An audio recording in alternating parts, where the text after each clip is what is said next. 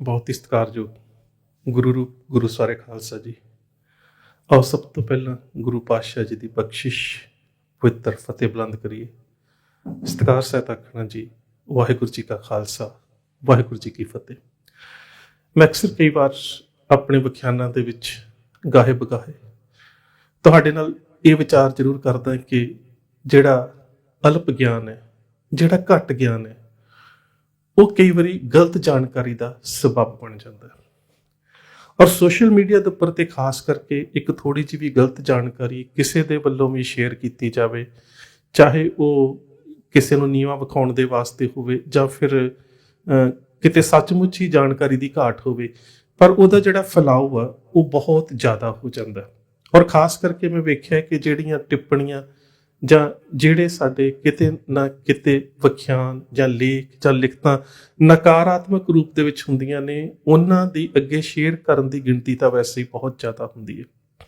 ਸੋ social media ਮੈਂ ਇਸੇ ਕਰਕੇ ਕਹਿੰਦਾ ਕਿ ਵਰ ਵੀ ਹੈ ਤੇ ਸਰਾਪ ਵੀ ਹੈ,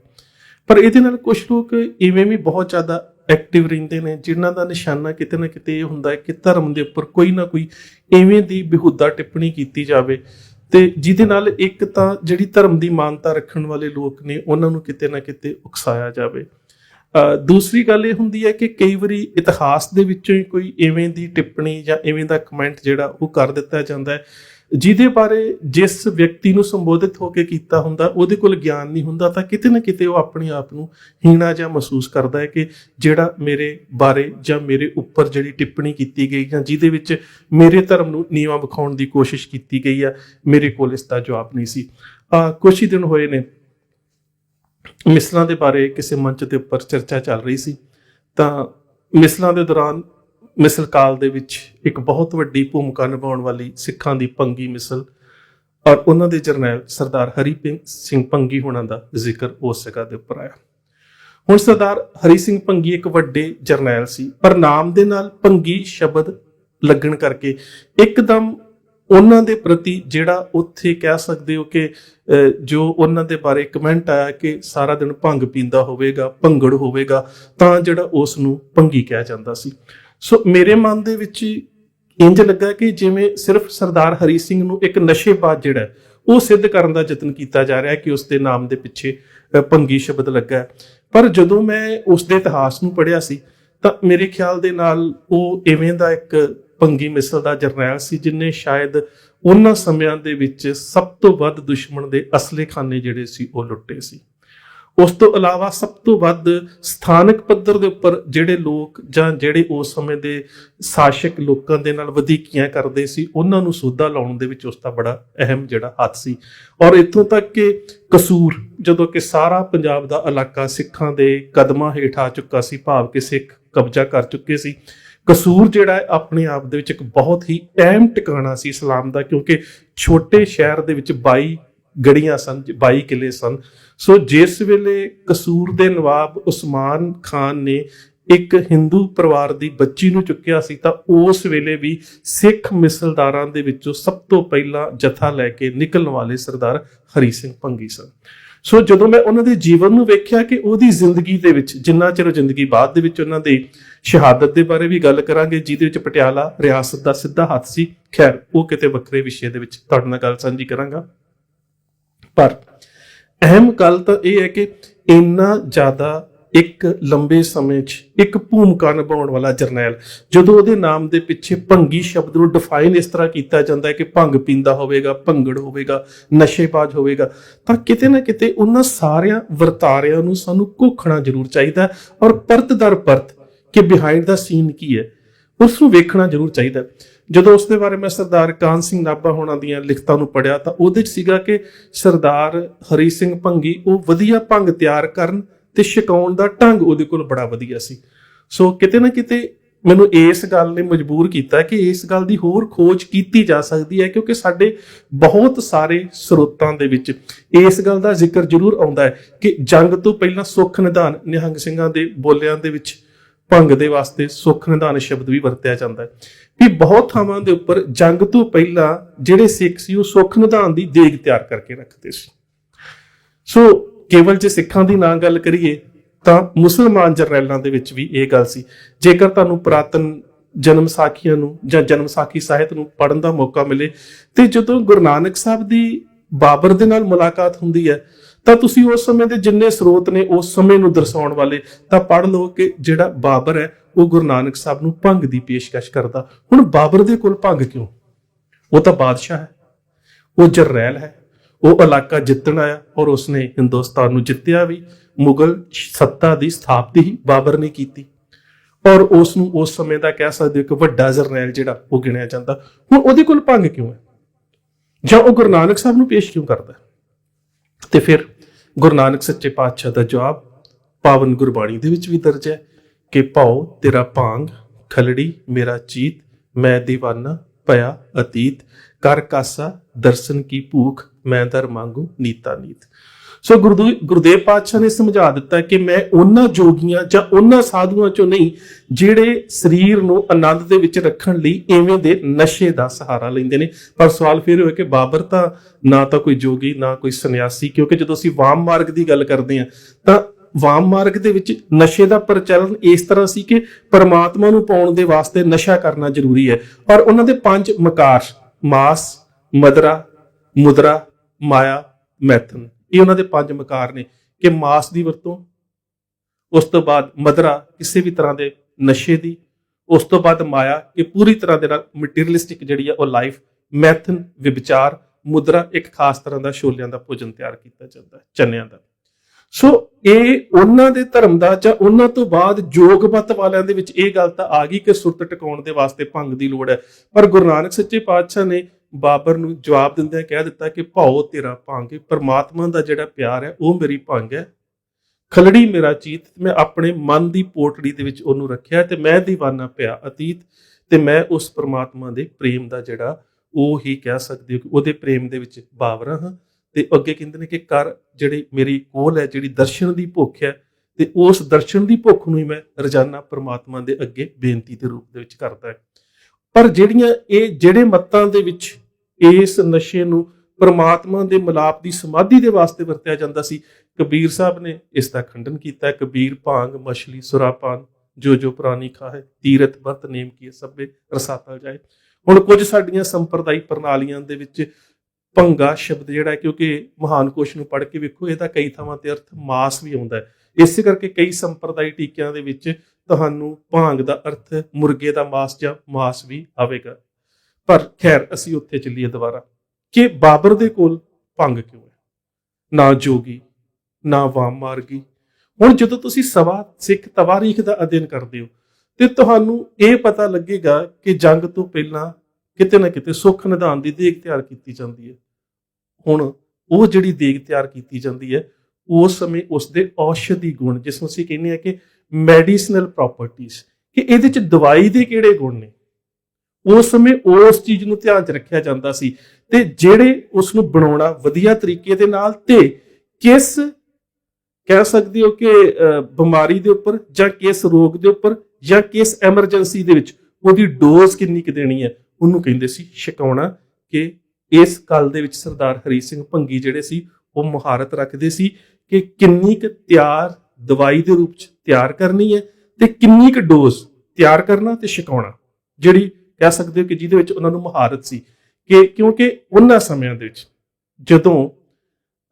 ਜੰਗਾਂ ਲੜੀਆਂ ਜਾਂਦੀਆਂ ਸੀ, ਜੇ ਕਿ ਮੈਂ ਇਹ ਗੱਲ ਅਗਲੀ ਵੀ ਕਰ ਦੇਵਾਂ ਤਾਂ ਜਦੋਂ ਤੁਸੀਂ ਔਸ਼ਧੀ ਗੁਣ ਜਿਸ ਨੂੰ ਅਸੀਂ ਕਹਿੰਦੇ ਹਾਂ, ਜਿਸ ਨੂੰ ਅਸੀਂ ਮੈਡੀਸਨਲ ਪ੍ਰੋਪਰਟੀ ਦੀ ਗੱਲ ਕਰਦੇ ਹਾਂ, ਤੇ ਜਿਹੜੇ ਆਯੁਰਵੇਦ ਦੇ ਗ੍ਰੰਥ ਨੇ, ਚਾਹੇ ਚਰਕ ਸੰਹਿਤਾ ਲੈ ਲਈਏ ਜਾਂ ਸੁਸ਼ਰਿਤ ਸੰਹਿਤਾ ਲੈ ਲਈਏ, ਤਾਂ ਉਹਨਾਂ ਦੇ ਵਿੱਚ ਵੀ ਇਸ ਦਾ ਜ਼ਿਕਰ ਆਉਂਦਾ ਹੈ ਕਿ ਇਸ ਬੂਟੀ ਦੇ ਵਿੱਚ ਕੁਝ ਐਸੇ ਔਸ਼ਧੀਆਂ ਵਾਲੇ ਗੁਣ ਨੇ ਕਿ ਇਹ ਪਹਿਲੀ ਗੱਲ ਤਾਂ ਇਹ ਹੈ ਕਿ ਹੀਮੋਸਟੈਟਿਕ ਹੈ। ਹੁਣ ਉਹਨਾਂ ਸਮਿਆਂ ਦੇ ਵਿੱਚ ਸੱਟਾਂ ਕਿਹੜੀਆਂ ਲੱਗਦੀਆਂ ਸੀ? ਫੱਟ ਲੱਗਣਾ, ਤੀਰ ਵੱਜਣਾ, ਖੂਨ ਵਗਣਾ, ਤੇ ਖੂਨ ਦਾ ਦਬਾਅ ਘਟਾ ਕੇ ਖੂਨ ਨੂੰ ਰੋਕਣ ਦੇ ਵਾਸਤੇ ਮਦਦ ਕਰਦੀ ਹੈ। ਦੂਸਰੀ ਗੱਲ ਪੇਨ ਕਿਲਰ। ਹੁਣ ਉਹਨਾਂ ਸਮਿਆਂ 'ਚ ਜਿਸ ਤਰ੍ਹਾਂ ਅੱਜ ਅਸੀਂ ਕੋਈ ਵੀ ਸਿਰ ਪੀੜ ਹੋਈ, ਢਿੱਡ ਪੀੜ ਹੋਈ, ਕੋਈ ਨਾ ਕੋਈ ਜਿਹੜਾ ਪੇਨ ਕਿਲਰ ਲੈਂਦੇ ਆ ਜਾ ਕੇ ਸਿੱਧੇ ਅਸਿੱਧੇ ਰੂਪ 'ਚ ਹੈ ਤਾਂ ਇੱਕ ਨਿਰਧਾਰਤ ਮਾਤਰਾ ਦੇ ਵਿੱਚ ਨਸ਼ਾ। ਹੁਣ ਉਸੇ ਨਸ਼ੇ ਨੂੰ ਜ਼ਿਆਦਾ ਲੈਣਾ ਸ਼ੁਰੂ ਕਰ ਦਿਓ, ਉਸੇ ਕਿਸੇ ਪੇਨ ਕਿਲਰ ਨੂੰ, ਤੇ ਉਹ ਨਸ਼ੇ ਦਾ ਰੂਪ ਲੈ ਲੈਂਦਾ। ਮਿਸਾਲ ਦੇ ਤੌਰ ਤੇ ਸਰਜਰੀ ਤੋਂ ਬਾਅਦ ਕਿਸੇ ਨੂੰ ਇੱਕ ਅੱਧਾ ਪ੍ਰੋਕਸੀਓਨ ਕੈਪਸੂਲ ਦੇ ਦਿੱਤਾ ਜਾਂਦਾ ਸੀ ਤਾਂ ਉਹ ਦਵਾਈ ਦੇ ਵਾਂਗੂ ਦਿੱਤਾ ਜਾਂਦਾ ਸੀ, ਤੇ ਜਦੋਂ ਲੋਕਾਂ ਨੇ ਪੱਤੇ ਖਾਣੇ ਸ਼ੁਰੂ ਕਰ ਦਿੱਤੇ ਤਾਂ ਫਿਰ ਉਹ ਨਸ਼ੇ ਦੇ ਰੂਪ 'ਚ ਬਦਨਾਮ ਹੋ ਗਏ। ਫਲਾਣਾ ਤੇ ਪ੍ਰੋਕਸੀਓਨ ਖਾਂਦਾ ਹੈ, ਫਲਾਣਾ ਬਿਊਟਾ ਪ੍ਰੋਕਸੀਓਨ ਖਾਂਦਾ ਹੈ, ਫਲਾਣਾ ਟ੍ਰੈਮਾਡੋਲ ਲੈਂਦਾ ਹੈ। ਸੋ ਕਿਸ ਤਰ੍ਹਾਂ ਦੇ ਨਾਲ ਜਦੋਂ ਇੱਕ ਦਰਦ ਨਿਵਾਰਕ ਦਵਾਈ ਦੀ ਮਾਤਰਾ ਵਧਾ ਦਿੱਤੀ ਜਾਂਦੀ ਹੈ ਤਾਂ ਉਹ ਨਸ਼ੇ ਦੇ ਰੂਪ ਵਿੱਚ ਪ੍ਰਚਲਿਤ ਹੋ ਜਾਂਦੀ ਹੈ। ਇਸੇ ਤਰ੍ਹਾਂ ਜਦੋਂ ਗੁੱਜੀ ਸੱਟ ਲੱਗਦੀ ਸੀ, ਗੁੱਜੀ ਸੱਟ ਦੀ ਦਰਦ ਦੇ ਵਾਸਤੇ ਵੀ ਇਸ ਨੂੰ ਵਰਤਿਆ ਜਾਂਦਾ ਸੀ। ਉਤੋਂ ਅਗਲੀ ਗੱਲ ਹੋ ਜਾਂਦੀ ਸੀ ਕਿ ਮਾਨਸਿਕ ਤੌਰ ਤੇ ਸੰਤਾਪ, ਭਾਵ ਕਿ ਡਿਪਰੈਸ਼ਨ, ਮਾਨਸਿਕ ਦਬਾਅ ਰਹਿਣਾ, ਤਣਾਅ, ਉਸ ਤਣਾਅ ਦੇ ਵਾਸਤੇ ਵੀ ਬਤੌਰ ਐਂਟੀ ਐਂਜ਼ਾਈਟਿਕ ਜਿਹੜਾ ਇਸ ਨੂੰ ਵਰਤਿਆ ਜਾਂਦਾ ਸੀ। ਫਿਰ ਕਿਤੇ ਨਾ ਕਿਤੇ ਜਦੋਂ ਬੰਦਾ ਇਸ ਸਪੀਡ ਦੇ ਵਿੱਚ ਹੁੰਦਾ ਸੀ, ਭੁੱਖ ਨਹੀਂ ਸੀ ਲੱਗਦੀ, ਤਾਂ ਉਸ ਵੇਲੇ ਇਸ ਨੂੰ ਬਤੌਰ ਐਪੀਟਾਈਜ਼ਰ ਵੀ ਵਰਤਿਆ ਜਾਂਦਾ ਸੀ ਕਿ ਭੁੱਖ ਵੀ ਲੱਗਦੀ ਹੈ ਇਸ ਨੂੰ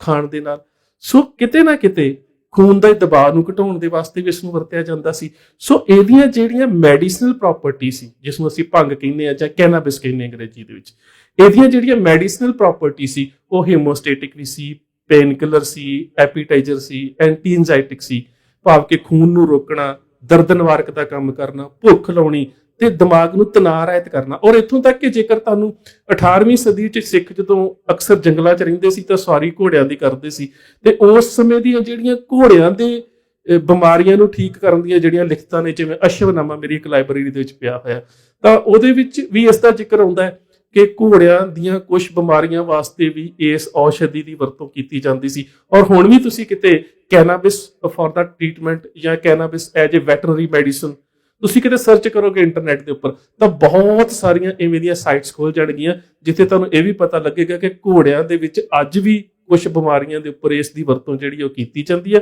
ਕੁਝ ਮੁਲਕਾਂ ਦੇ ਵਿੱਚ ਇਸ ਦੀ ਪ੍ਰਵਾਨਗੀ ਨਹੀਂ ਹੈਗੀ, ਕੁਝ ਦੇ ਵਿੱਚ ਪ੍ਰਵਾਨਗੀ ਹੈ, ਪਰ ਉਹ ਕਹਿੰਦੇ ਨੇ ਕਿ ਬਹੁਤ ਸਾਰੇ ਜਿਹੜੇ ਸਟੱਡ ਫਾਰਮਸ ਵਾਲੇ ਨੇ ਉਹ ਕਿਤੇ ਨਾ ਕਿਤੇ ਆਪਣੇ ਘੋੜਿਆਂ ਦੀਆਂ ਕੁਝ ਬਿਮਾਰੀਆਂ ਦੇ ਵਾਸਤੇ ਐਜ ਏ ਪੇਨ ਕਿਲਰ ਜਾਂ ਕਈ ਵਾਰੀ ਉਹਨਾਂ ਨੂੰ ਕਿਸੇ ਪਾਸੇ ਦਾ ਜਾਂ ਲੱਤ ਦਾ ਨੁਕਸ ਪੈ ਜਾਵੇ ਤਾਂ ਇਸ ਦੀ ਜਿਹੜੀ ਉਹ ਵਰਤੋਂ ਕਰਦੇ ਨੇ। ਸੋ ਇਸ ਦਾ ਜ਼ਿਕਰ ਸਾਡੇ ਪ੍ਰਾਤਨ ਸਰੋਤਾਂ 'ਚ ਹੀ ਮਿਲਦਾ ਹੈ ਕਿ ਸਿੱਖ ਵੀ ਜੰਗਲਾਂ ਦੇ ਵਿੱਚ ਅਜਿਹੀਆਂ ਜਿਹੜੀਆਂ ਬੂਟੀਆਂ ਦੇ ਨਾਲ ਹੀ ਆਪਣੇ ਘੋੜਿਆਂ ਦਾ ਇਲਾਜ ਕਰਦੇ ਸੀ, ਹੋਰ ਕੋਈ ਜੰਗਲਾਂ ਦੇ ਵਿੱਚ ਵੈਟਰਨਰੀ ਡਾਕਟਰ ਤਾਂ ਨਹੀਂ ਸੀ ਹੁੰਦੇ।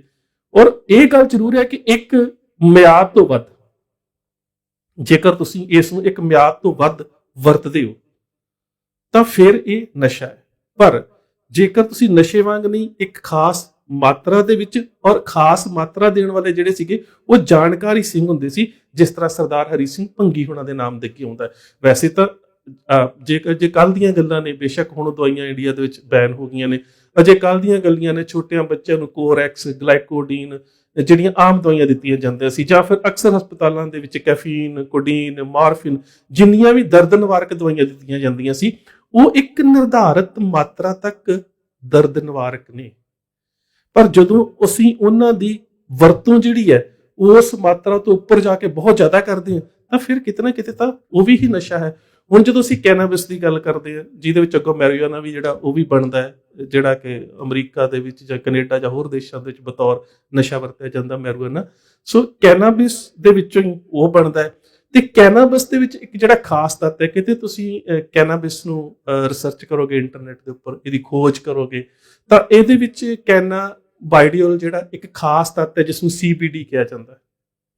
ਉਹਦੀ ਪ੍ਰੋਨਾਂਸੀਏਸ਼ਨ ਵੱਖਰੀ ਹੈ, ਕੋਈ ਕੈਨਾਬੀਡੀਓਲ ਕਹਿੰਦੇ ਨੇ, ਕੋਈ ਕੈਨਾਬਾਈਡੀਓਲ ਕਹਿੰਦੇ ਨੇ, ਪਰ ਉਹ ਜਿਹੜਾ CBD ਹੈ ਉਹਦੇ ਬਾਰੇ ਬਹੁਤ ਜ਼ਿਆਦਾ ਤੁਹਾਨੂੰ ਡਾਕਟਰੀ ਤੌਰ ਦੇ ਉੱਪਰ ਜਿਹੜੀਆਂ ਉਹ ਖੋਜਾਂ ਮਿਲ ਜਾਣਗੀਆਂ ਕਿ ਭੰਗ ਦੀ ਬਤੌਰ ਦਵਾਈ ਜਿਹੜੀ ਹੈ ਉਹ ਵਰਤੋਂ ਕਿਵੇਂ ਕੀਤੀ ਜਾਂਦੀ ਹੈ। ਪਹਿਲੀ ਗੱਲ ਤਾਂ ਕਹਿੰਦੇ ਨੇ ਕਿ ਦਿਮਾਗੀ ਤੌਰ ਦੇ ਉੱਪਰ ਇਹ ਨਾੜੀ ਤੰਤਰ ਦੇ ਉੱਪਰ ਬਹੁਤ ਜ਼ਿਆਦਾ ਅਸਰ ਅੰਦਾਜ਼ ਹੁੰਦਾ ਹੈ, ਜਿਹਦੇ ਕਰਕੇ ਬਹੁਤ ਵਧੀਆ ਦਰਦ ਨਿਵਾਰਕ ਦਾ ਕੰਮ ਕਰਦਾ ਹੈ। ਫਿਰ ਉਹ ਕਹਿੰਦੇ ਨੇ ਕਿ ਜੇਕਰ ਇਹਨੂੰ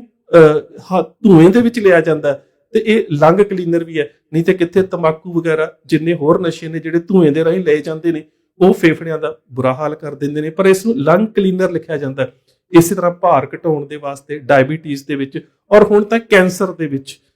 ਐਂਜ਼ਾਈਟੀ ਦੇ ਵਿੱਚ, ਇੱਥੋਂ ਤੱਕ ਕਿ ਜਿਹੜੀਆਂ ਕਹਿ ਸਕਦੇ ਹੋ ਕਿ ਹੱਡੀਆਂ ਦੇ ਨਾਲ ਸੰਬੰਧਿਤ ਜਿਹੜੀਆਂ ਖੋਜਾਂ ਆਈਆਂ ਨੇ ਉਹਦੇ ਵਿੱਚ ਇਹ ਵੀ ਆਇਆ ਕਿ ਇਹ ਜਿਹੜੀਆਂ ਹੱਡੀਆਂ ਟੁੱਟ ਜਾਂਦੀਆਂ ਨੇ ਉਹਨਾਂ ਨੂੰ ਬਹੁਤ ਜਲਦੀ ਜੋੜਦਾ ਹੈ, ਔਰ ਖਾਸ ਕਰਕੇ ਪੇਟ ਦੀਆਂ ਤੇ ਆਂਦਰਾਂ ਦੀ ਜਿਹੜੀ ਸੋਜ ਹੈ ਉਸ ਦੇ ਵਾਸਤੇ ਬਹੁਤ ਵਧੀਆ ਹੈ। ਨੀਂਦ ਇਹਦੇ ਨਾਲ ਆ ਜਾਂਦੀ ਹੈ, ਨਸ਼ੇ ਛਡਾਉਣ ਦੇ ਵਾਸਤੇ ਇਸ ਦੀ ਹੁਣ ਵਰਤੋਂ ਹੋ ਰਹੀ ਹੈ। ਸੋ ਮੇਰਾ ਕਹਿਣ ਤੋਂ ਭਾਵ ਹੈ ਕਿ ਇੱਕ ਸ਼ਬਦ ਜਦੋਂ ਸਾਡੇ ਸਾਹਮਣੇ ਆ ਜਾਂਦਾ ਜੀ, ਹਰੀ ਸਿੰਘ ਭੰਗੀ,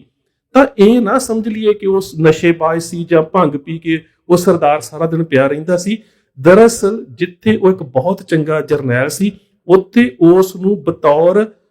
ਔਸ਼ਧੀ, ਬਤੌਰ ਮੈਡੀਸਨ ਭੰਗ ਨੂੰ ਕਿਵੇਂ ਤਿਆਰ ਕਰਨਾ ਹੈ, ਤੇ ਜਿਹੜੇ ਵੀ ਸਿੰਘ ਫੱਟੜ ਹੋ ਜਾਂਦੇ ਸੀ, ਜਿਨ੍ਹਾਂ ਦੇ ਫੱਟ ਲੱਗ ਜਾਂਦੇ ਸੀ, ਗੁੱਜੀਆਂ ਸੱਟਾਂ ਲੱਗ ਜਾਂਦੀਆਂ ਸੀ, ਜਾਂ ਫਿਰ ਉਹਨਾਂ ਨੂੰ ਦਰਦ ਬਹੁਤ ਜ਼ਿਆਦਾ ਹੁੰਦੀ ਸੀ, ਤੇ ਉਹ ਜਰਨੈਲ ਜਾਣਦਾ ਸੀ ਕਿ ਉਹਨਾਂ ਨੂੰ ਕਿੰਨੀ ਕੁ ਮਾਤਰਾ ਦੇ ਵਿੱਚ ਉਸ ਨੂੰ ਦੇਣਾ ਹੈ। ਇਸੇ ਕਰਕੇ ਹੁੰਦਾ ਕਿ ਉਹ ਭੰਗ ਨੂੰ ਤਿਆਰ ਕਰਨ ਦੇ ਵਿੱਚ ਤੇ ਵਰਤਾਉਣ ਦੇ ਵਿੱਚ ਬੜੀ ਮੁਹਾਰਤ ਰੱਖਦਾ ਸੀ। ਸੋ ਇਹਨਾਂ ਗੱਲਾਂ ਨੂੰ ਸਮਝਣ ਦੀ ਲੋੜ ਹੈ। ਕਿਤੇ ਨਾ ਕਿਤੇ ਸਾਡੇ ਮਨ ਦੇ ਵਿੱਚ, ਮੈਂ ਪਹਿਲਾਂ ਵੀ ਕਿਹਾ ਸੀ ਕਿ ਜਿਹੜਾ ਘੱਟ ਗਿਆਨ ਹੁੰਦਾ ਹੈ, ਅਲਪ ਗਿਆਨ ਹੁੰਦਾ ਹੈ, ਉਹ ਕਿਤੇ ਨਾ ਕਿਤੇ ਗਲਤ ਜਾਣਕਾਰੀ ਦਾ ਸਬੱਬ ਜ਼ਰੂਰ ਬਣ ਜਾਂਦਾ ਹੈ। ਸੋ ਜਿਨ੍ਹਾਂ ਸਮਿਆਂ ਦੇ ਵਿੱਚ ਕੋਈ ਬਹੁਤ ਜ਼ਿਆਦਾ ਹੋਰ ਪੇਨ ਕਿਲਰ ਹੈ ਹੀ ਨਹੀਂ ਸੀ, ਤਾਂ ਉਹਨਾਂ ਸਮਿਆਂ ਦੇ ਵਿੱਚ ਜੰਗਲਾਂ 'ਚ ਲੜਨ ਵਾਲੀ ਇੱਕ ਕੌਮ ਨੇ ਇਹਨਾਂ ਜੜੀਆਂ ਬੂਟੀਆਂ ਤੋਂ ਹੀ ਆਪਣਾ ਜਿਹੜਾ ਸੀ ਉਹ ਗੁਜ਼ਾਰਾ ਕਰਨਾ ਹੁੰਦਾ ਸੀ। ਉਹ ਆਪਣੇ ਵਾਸਤੇ ਵੀ ਇਹਨਾਂ ਦੀ ਵਰਤੋਂ ਕਰਦੇ ਸੀ ਤੇ ਘੋੜਿਆਂ ਦੇ ਵਾਸਤੇ ਵੀ ਇਹਨਾਂ ਦੀ ਵਰਤੋਂ ਕਰਦੇ ਸੀ। ਸੋ ਅਸੀਂ ਇਹਨਾਂ ਛੋਟੀਆਂ-ਛੋਟੀਆਂ ਗੱਲਾਂ ਦੇ ਉੱਪਰ ਜਾਂ ਛੋਟੇ-ਛੋਟੇ ਸ਼ਬਦਾਂ ਨੂੰ ਆਧਾਰ ਬਣਾ ਕੇ ਕਿਸੇ ਕੌਮੀ ਜਾਂ ਕੌਮੀ ਇਤਿਹਾਸ ਨੂੰ ਨਿਸ਼ਾਨਾ ਬਣਾਉਣ ਦਾ ਯਤਨ ਨਾ ਕਰਿਆ ਕਰੀਏ, ਸਗੋਂ ਉਸ ਦੇ ਪਿਛੋਕੜ ਨੂੰ ਜਾਣਨ ਦੀ ਕੋਸ਼ਿਸ਼ ਕਰਿਆ ਕਰੀਏ ਕਿ ਜੇ ਇੱਕ ਸਰਦਾਰ ਦੇ ਨਾਮ ਦੇ ਨਾਲ ਜਿਹੜਾ ਉਹ ਭੰਗੀ ਸ਼ਬਦ ਆਉਂਦਾ ਹੈ, ਉਹ ਭੰਗ ਦੀ ਵਰਤੋਂ ਕਿਵੇਂ ਕਰਦਾ ਹੈ, ਜਾਂ ਉਹਨਾਂ ਸਮਿਆਂ ਦੇ ਵਿੱਚ ਭੰਗ ਦੀ ਵਰਤੋਂ ਕਿਵੇਂ ਕੀਤੀ ਜਾਂਦੀ ਸੀ, ਇਸ ਦੇ ਉੱਪਰ ਧਿਆਨ ਕੇਂਦਰਿਤ ਜ਼ਰੂਰ ਕਰਿਆ ਕਰੀਏ। ਸੋ ਇੰਨੀਆਂ ਬੇਨਤੀਆਂ ਪ੍ਰਵਾਨ। ਫਤਿਹ ਦੀ ਸਾਂਝ ਸਤਿਕਾਰ ਸਹਿਤ ਆਖਣ। ਵਾਹਿਗੁਰੂ ਜੀ ਕਾ ਖਾਲਸਾ, ਵਾਹਿਗੁਰੂ ਜੀ ਕੀ ਫਤਿਹ।